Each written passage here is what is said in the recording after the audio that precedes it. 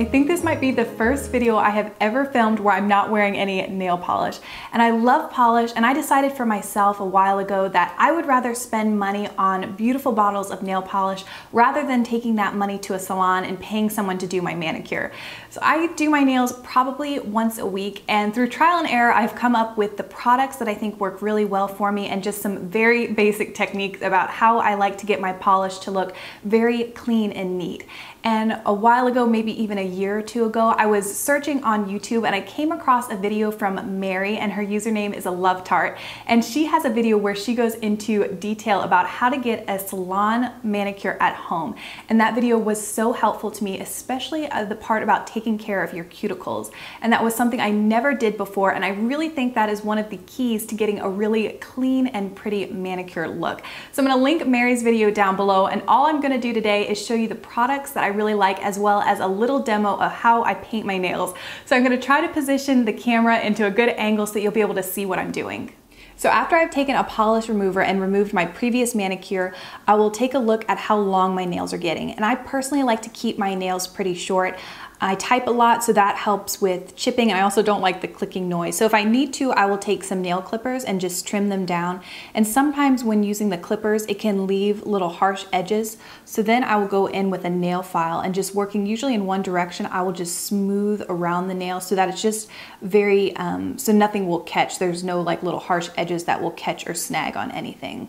After that, I like to go in with a 4-way buffing tool, and the side I like the most is the side that you can use to buff the top of your nails, and I will just buff away any ridges so that I have a really smooth surface. If you are looking to really make your manicures look more neat and tidy, my #1 recommendation is using a cuticle remover. And I have used one from Hansen in the past that I really like, and I will have that, the full name of that listed down below. Currently, I'm using this one from Julep, and it came in my box, I think in my February box.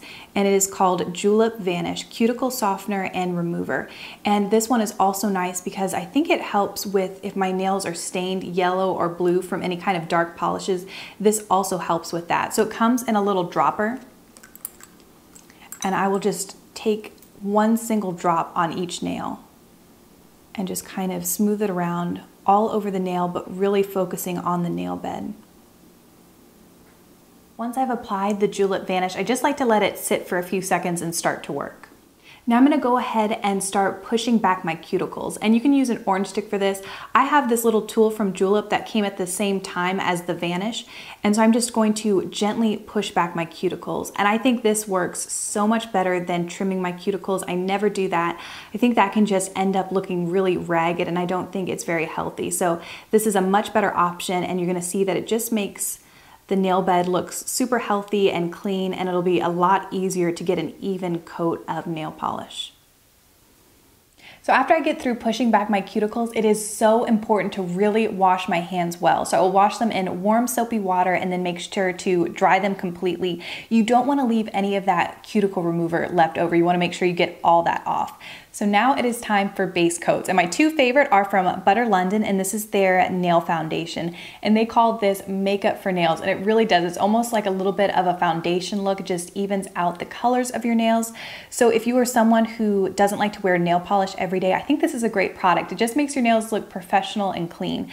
My other favorite one is from Revlon, and this is the Color Stay Longwear Nail Enamel. And this one is so good for really locking down your manicure so you don't get as many chips. So I'm gonna go ahead and use the Revlon today. So I'm just applying a thin coat of the Revlon base coat to each of my nails.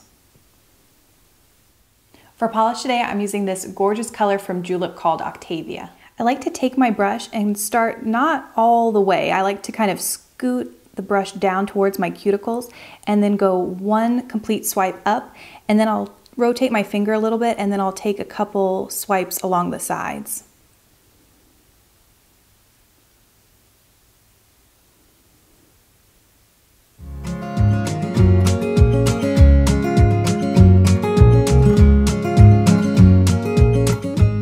Now I'm just going to go in with a second coat and just try to correct any mistakes that I might have made.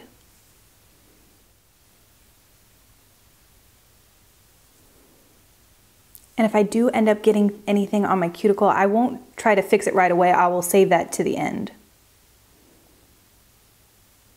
Once I've applied 2 coats, I'll go in with an angle brush and dip it into a little bit of polish remover, and then I'll just clean up around the side of my nail anywhere that I've gotten onto my skin.